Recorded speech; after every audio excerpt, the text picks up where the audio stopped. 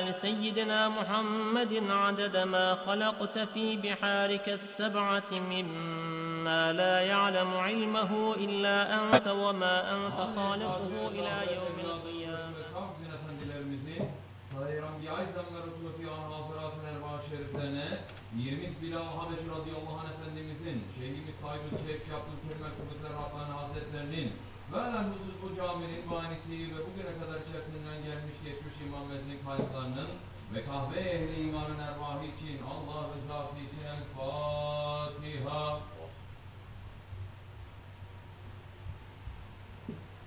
Euzubillahimineşşeytanirracim. Bismillahirrahmanirrahim. İnnallâhe ve melâiketehü yusallûne alen-nebî. Ya eyyühellezîne âmenû sallu aleyhi ve sellimû teslîmâ. Allahümme salli alâ seyyidina Muhammedin ve alâ seyyidina Muhammed. Allahu Ekber, Allahu Ekber, Allahu Ekber, Allahu Ekber. Eşhedü en la ilahe illallah. Eşhedü en la ilahe illallah. Eşhedü enne Muhammeden Resulullah. Eşhedü enne Muhammeden Resulullah. Hayya ale's-salâh. Hayya ale's-salâh. Hayya alel-felâh. Hayya alel-felâh. Allahu Ekber, Allahu Ekber. La ilahe illallah.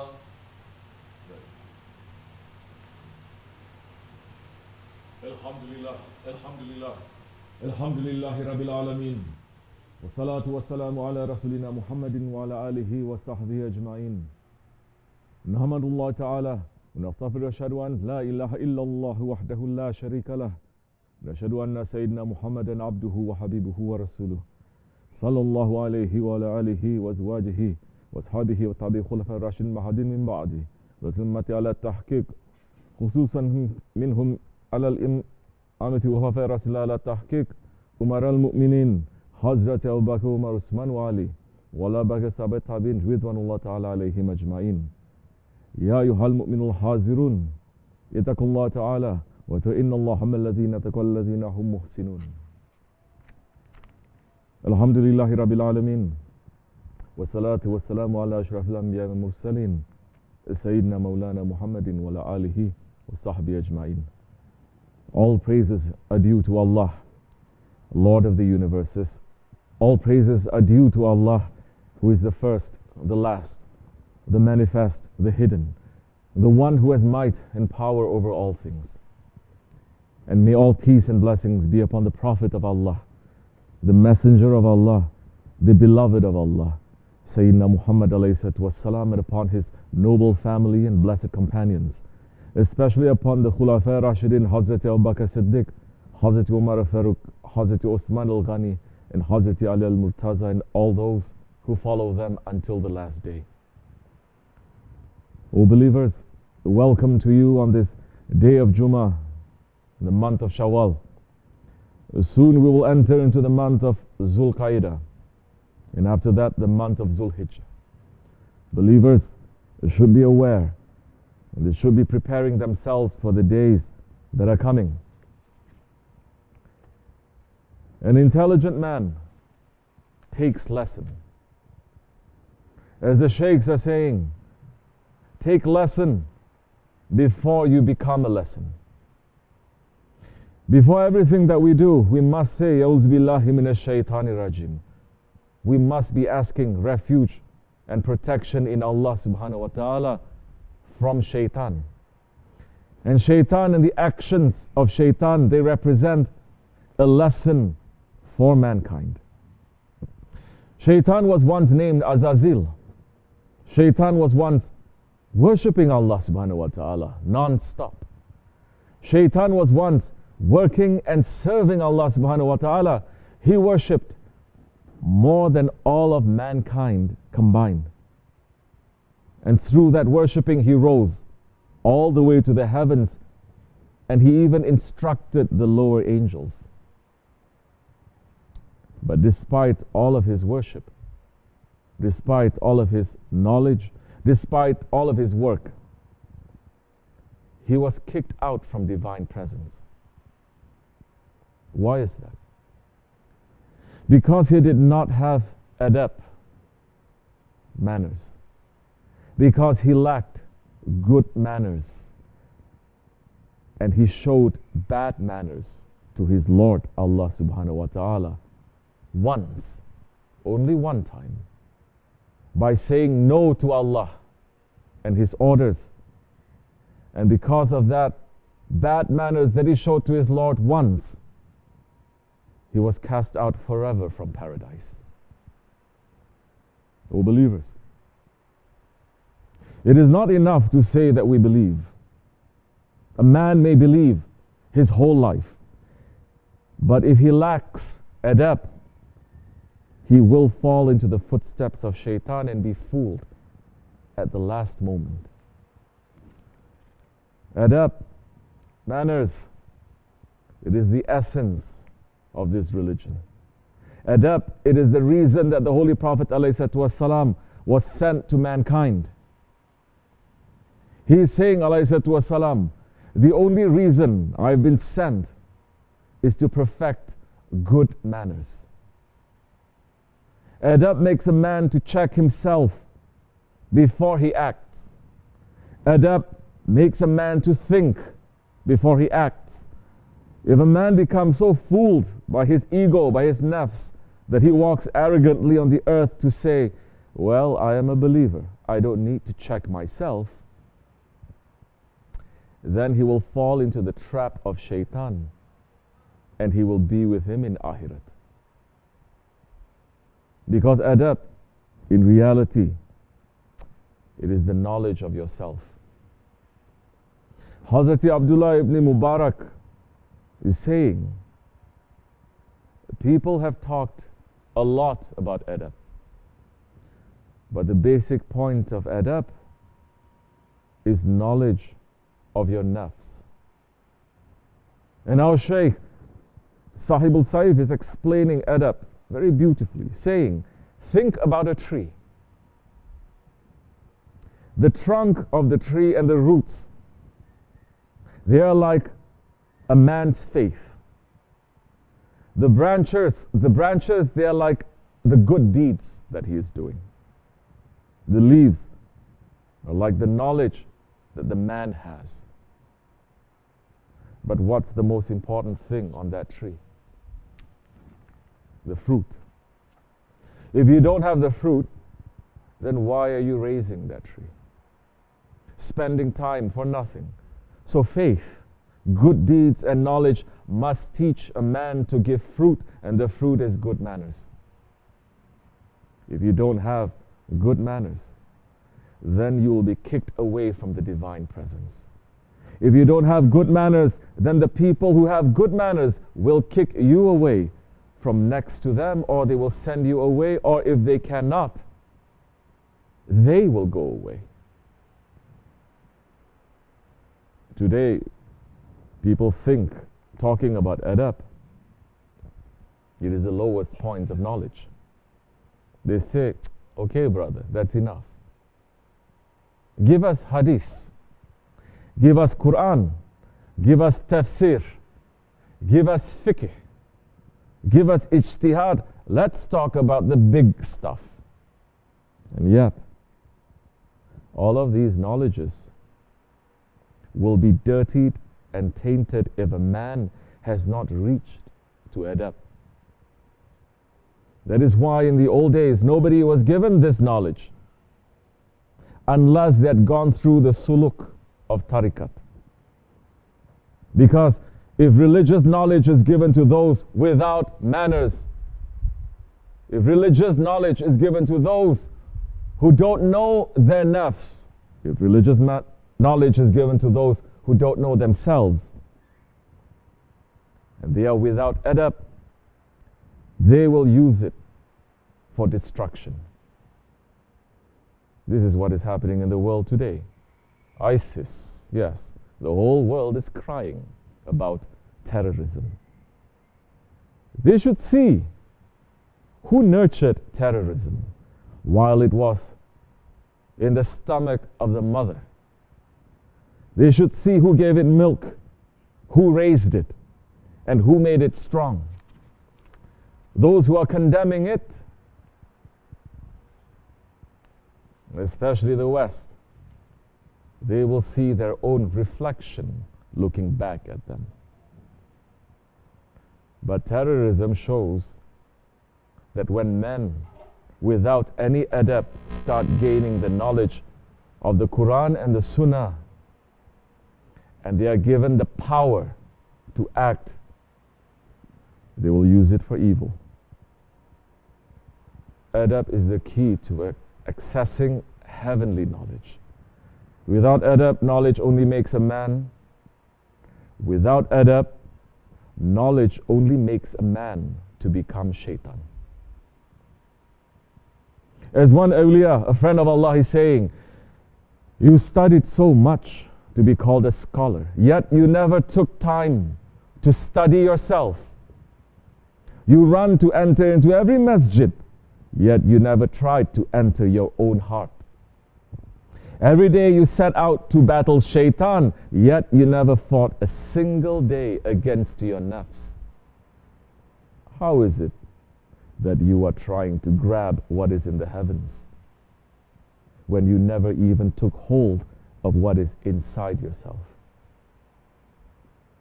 So adab, it is the point of all knowledges. It is the culmination of all knowledges. Today, everybody claims to know Allah. What is the proof? Good manners. It makes a man to reach to the highest point of taqwa. Because taqwa is to be always aware of Allah. Adab is to reach to the station of ihsan, to say, my Lord is always seeing me. I must always be aware that my Lord is seeing me. Just like Hazrat Junaid al-Baghdadi Qaddasallahu Sir had one murid whom he loved very much. And as it happens in the Dergah, the other murids, they got jealous. So one day he called every murid and he gave them a small bird and said, go kill this bird in a place where nobody can see you and come back. They all came back with the cut birds, except for that one murid. The other murid started laughing at him, saying, look at that one. He thinks he is so close to the Shaykh, but he doesn't even know how to obey a simple order. Hazrat Junaid al-Baghdadi looked at that one and said, my son, why didn't you obey my order? Why did you come back with the bird still alive? The murid said, oh my Shaykh,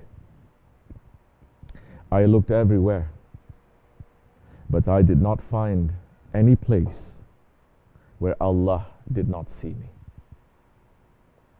And so for that reason, I could not cut the bird. It was only then that the other murids understood why that murid was so beloved. The dergahs, they are the training grounds for adab. And just like an ayat, in the dergahs, they would write it everywhere. Edep Yahu. Edep Yahu. That was the wirid of the murid. They were running to do their duties for the sake of Allah subhanahu wa ta'ala. Not for show, but for Allah alone. Adab is the fruit of ihsan. And ihsan means to beautify. Adab beautifies everything it touches. Hazrat Abdullah ibn Mubarak is saying, adab in service is more precious than the service itself. So that adab makes the service beautiful, whether people see or they don't see. Because if a man acts for show, one day he is going to get tired and he will give up. But if a man does his responsibilities only for Allah subhanahu wa ta'ala, it doesn't matter if the world praises him or the world curses him. He finds satisfaction in his Lord. When a man develops his adab within himself, he is going to have adab with others. It is impossible for a man to say, I have adab within myself, and he's going to have the worst of adab with others. That is why adab is the conduct of the sultans. As Yunus Emre Qadasullah Sir is saying, adab is a crown from the light of guidance. Wear that crown and be free from every curse. But because mankind has taken that crown off, we find that the whole world is in disaster. Getting rid of that good manners has led to the complete breakdown of this world. One simple way to look at it, how we treat the elderly in our societies. In the old days, in the days when Islam was ruling, the elderly people were treated with the highest respect. They were consulted. People would honor them for their life experience and ask for their advice. The young ones would look up to the old ones, wishing to be like them one day. The older ones, they are the role models. As Shaykh Efendi used to say, the elderly people, they have seen the sun rise before me. But how are the elderly treated today? They are completely cast aside. They are stuffed into nursing homes where they are neglected and abused, medicated so that they are made numb and unable to speak. Society wants to forget that the elderly exist because the new religion is to think you are going to be young forever. Even when you are old, you look back to the days when you are young and you wish never to die, but to always go back to your young days. And so we find young people with no experience thinking that they know everything. This turning upside down of society, it has a consequence. And the consequence is this confusion that we see today. Holy Prophet ﷺ is saying, he is not one of us who does not show mercy to our young ones and esteem, respect to our elderly. Ya ayyuhal mu'minun, adab, by its nature, adab cannot be acquired by book knowledge. You cannot learn adab by reading books on adab. Adab must be learned by sitting with the people of adab. Real knowledge. It is not just to collect knowledge. It is not to read millions of hadiths and memorize them and carry them like a donkey carrying books. Knowledge is to take just one hadith, apply it to your life, and live according to that. The Sahaba Kiram, they were not running to collect the hadiths for the sake of learning hadiths. They were running to gain the manners of the Holy Prophet ﷺ. And because they gained those manners, when they went east and west throughout the world, everyone fell in love with them. And through that love, they entered into Islam. And they also gained that adab. That is why we see the foundation of Islamic societies from Indonesia to Bosnia. It is founded on adab. If we want our shan, if we want our glory to come back, it must begin with regaining that adab. O believers, that adab is our safety in dunya and akhirat.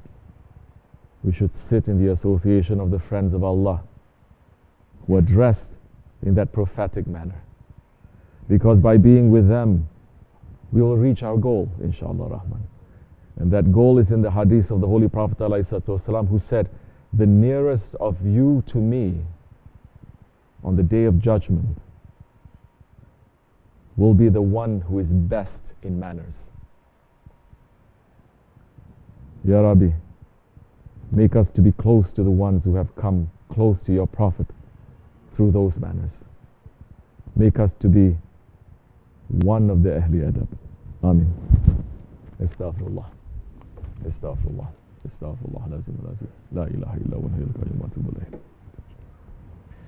لا إله إلا الله وحده لا شريك له له الملك وله الحمد كل شيء قدير لا إله إلا الله وحده لا شريك له له الملك وله الحمد كل شيء قدير لا إله إلا الله وحده لا شريك له له الملك وله الحمد كل شيء قدير لا إله إلا أنت سبحانك إن كنت من الظالمين لا إله إلا أنت سبحانك إن كنت من الظالمين لا إله إلا أنت سبحانك إن كنت من الظالمين سبح القدوس ربنا رب الملائكة والروح سبح القدوس ربنا رب الملائكة والروح سبح القدوس ربنا رب الملائكة والروح إن دين عند الله الإسلام قام الصلاة اللهم صل وسلم الله أكبر الله أكبر الله أكبر الله أكبر أشهد أن لا إله إلا الله أشهد أن لا إله إلا الله أشهد أن محمد رسول الله أشهد أن محمد رسول الله حي على الصلاة حي على الصلاة حي على الفلاح حي على الفلاح قد قامت الصلاة قد قامت الصلاة الله أكبر لا إله إلا الله